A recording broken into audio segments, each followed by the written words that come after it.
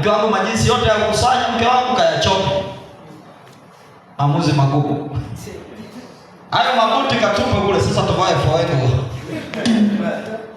Zefarabara 5 za ngapi huko sawa, hata kama za laki Mungu atatubariki. Lakini jinsi imeshapita na wakati, sikukataza kwamba usivae au sio kwa sababu mchungaji sana yote nivae. Ila mimi nilikataa.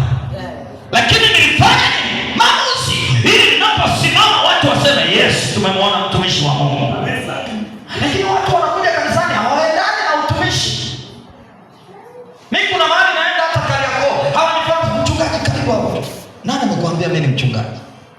Muonekano wako na maamuzi uliyofanya. Usiogope kuvaa. Usiogope kujionyesha. Kwa sababu Mungu kama amekubariki anakubariki tu. Bwana Yesu asifiwe. Lakini ninachozungumzia lazima uwe na maamuzi. Unataka kujua kitu, chukua hatua.